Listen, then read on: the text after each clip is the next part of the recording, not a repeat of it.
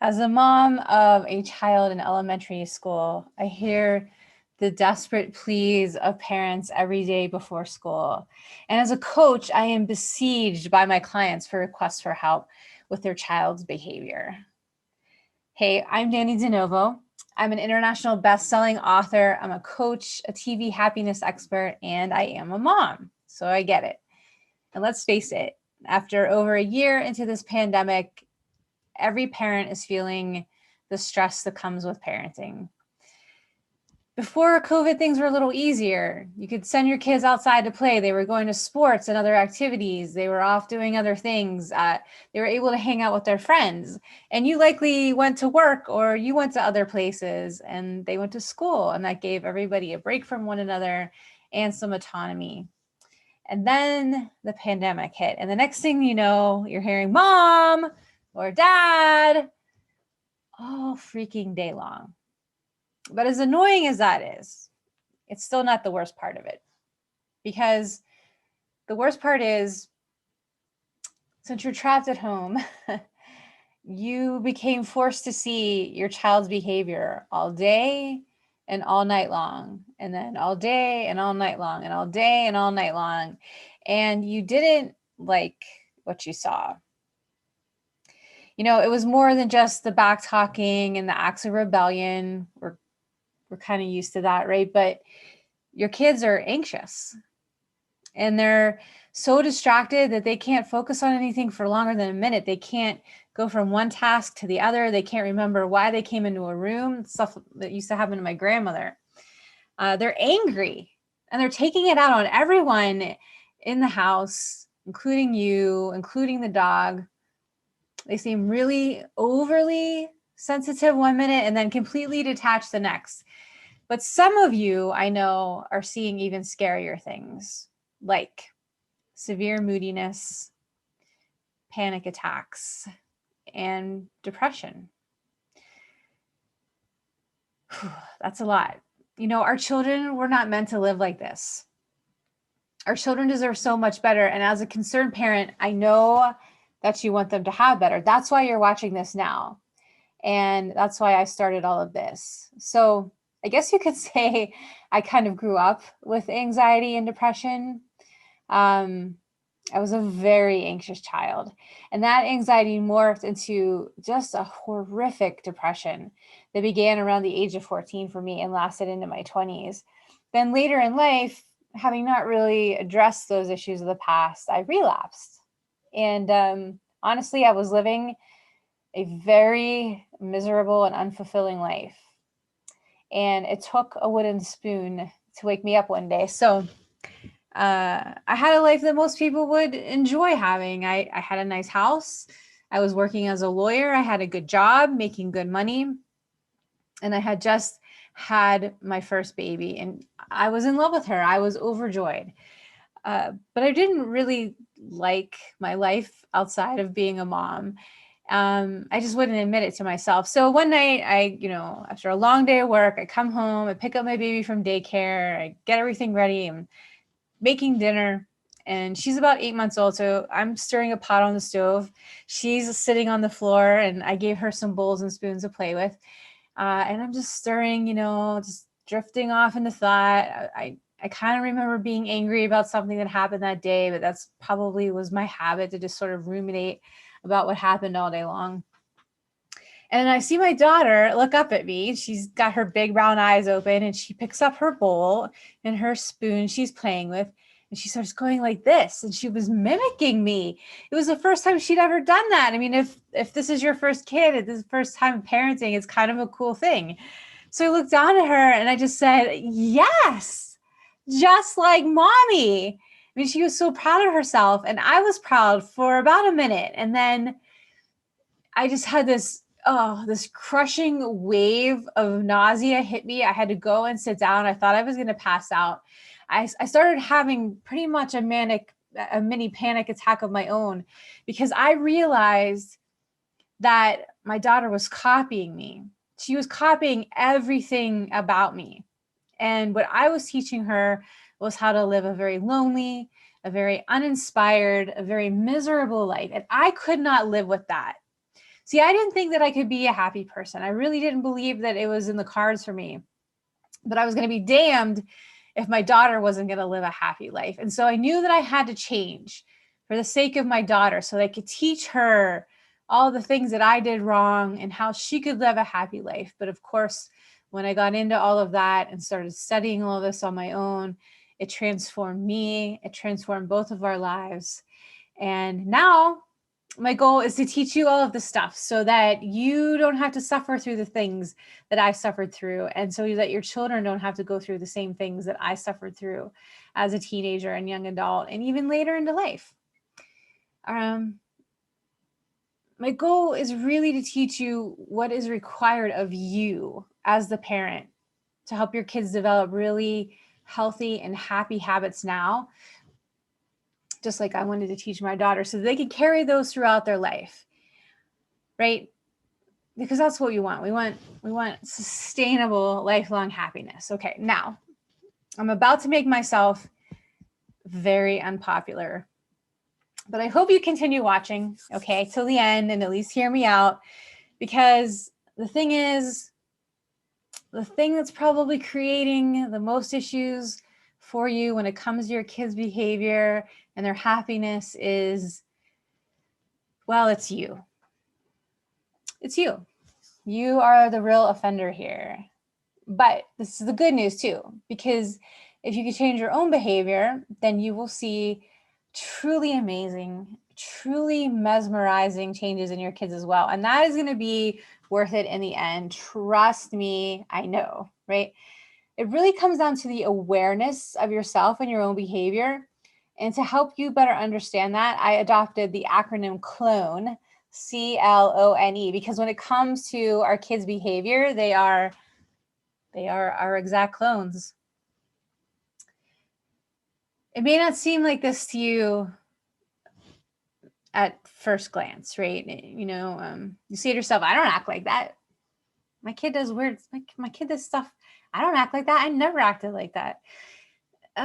You probably do in some way. You just aren't aware of it. I mean, your child might be anxious about schoolwork and you say to yourself, I'm not anxious about work or deadlines or anything like that. I hold my stuff together pretty well.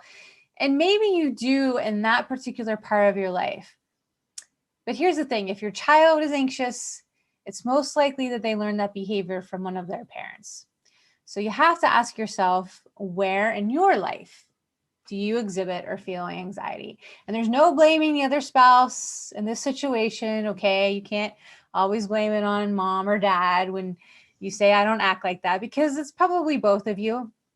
You really have to own your behavior throughout this system if you want a better life for your child. And again, keep in mind, this is all for your kid, right? I mean, I didn't necessarily want to change things. It's hard. But I knew that if I didn't, that my daughter was just going to follow in my footsteps. And I could not live with that.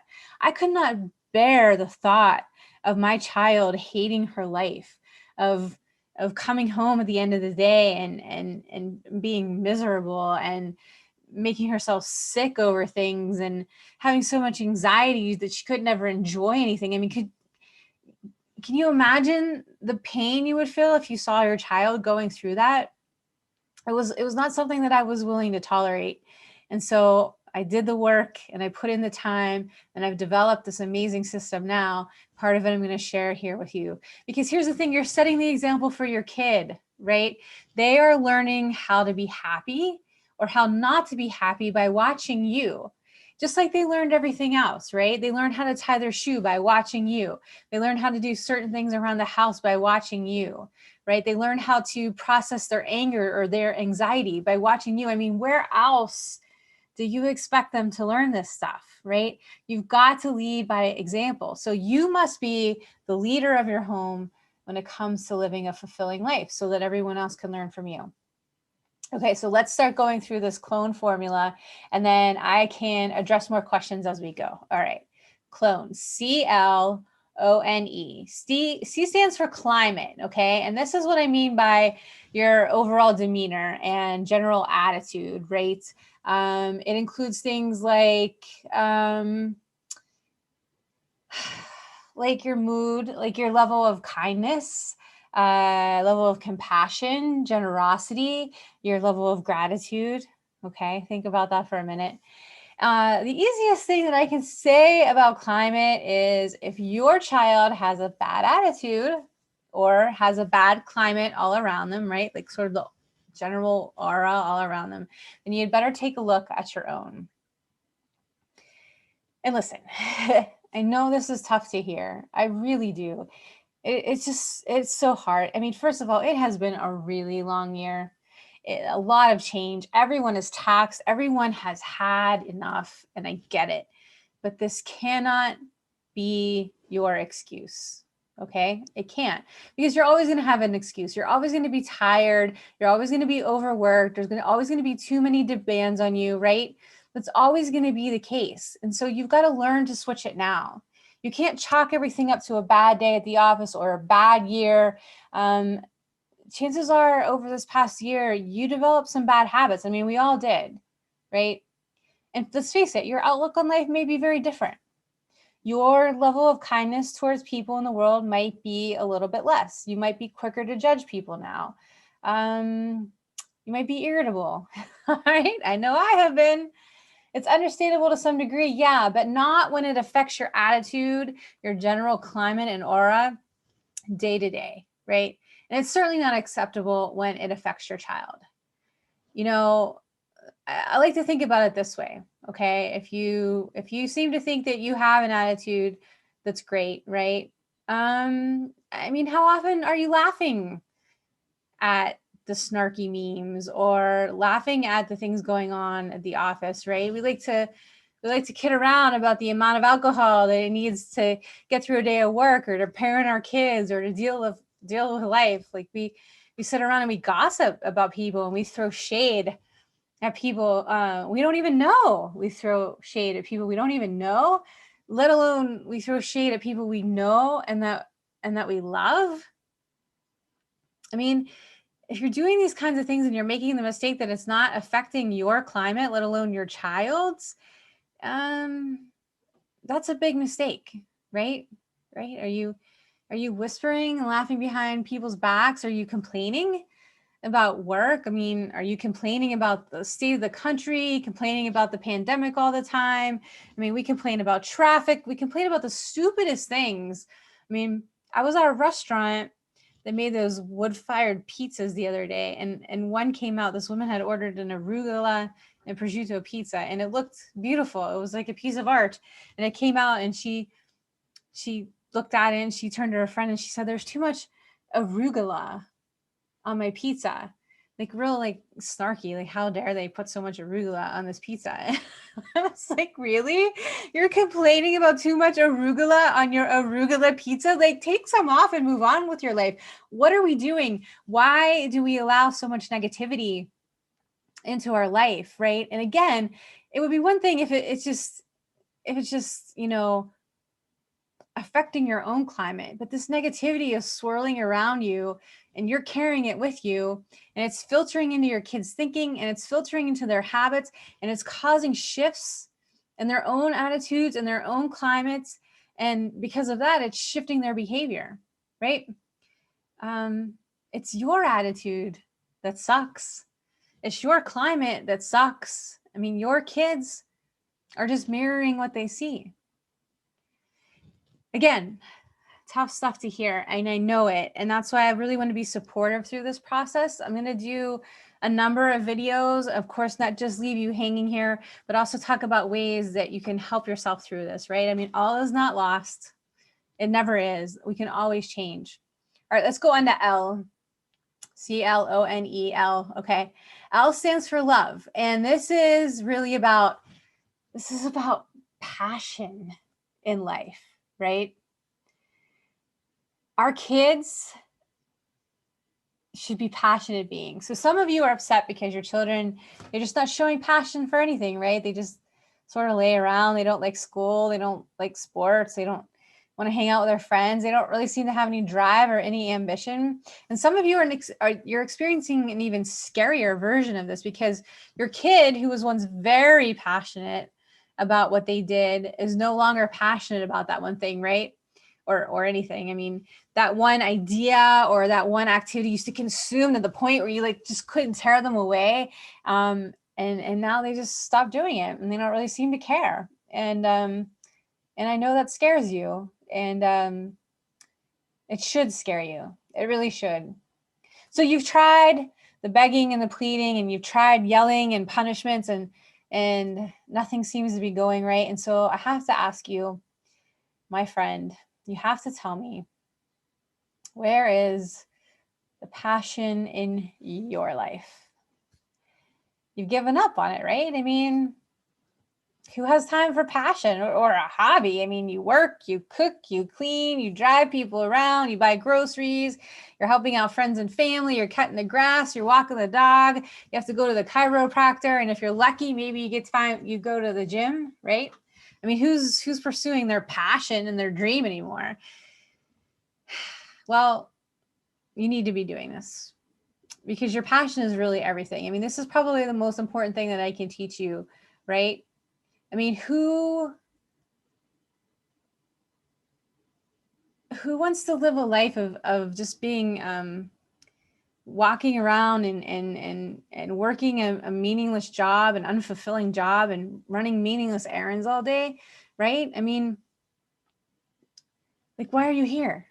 Why did you come to this beautiful planet to live out this life, to do those things? I mean, when you were your kid's age, is that what you had envisioned for yourself? My guess is you probably didn't. And my guess is you probably wanted to live a life very different from your parents. And tell me, how is that working out? Are you just repeating cycles? You and your children especially, we need to be passionate beings, right? We should always be in pursuit of what lights us up inside. And if your internal fire is dwindling or it's just cold, then you can't expect your kids to know how to light their own, right? This is, again, the most important thing that I can teach for your sake and for the sake of your children. You've got to reignite your own fire. And I don't care if you feel silly or irresponsible at first. I don't care if some other things have to take a back seat for a while, maybe even including some time with your kids, because you really need to listen to this piece of advice. You have to go after your passion, one that you had before, or you need to become passionate about finding your passion again. It means you have to go explore new ideas. You have to try new things. You have to go new places. And the most important part about this is you have to let your kids see you do it. Again, they aren't going to learn this anywhere else but from you. Okay, again, a lot of stuff, right? So I like to keep my teaching videos short. It just helps you sort of digest everything, and then you won't get too bored, hopefully. But the good news is I'm going to continue on with the clone awareness in the next video that I release. So please stay tuned. What I would really love from you right now is if you enjoyed the video, or if you have questions, or if you have comments. I mean, hopefully they're nice comments, but they don't have to be. Again, questions or anything like that, please go to my social media.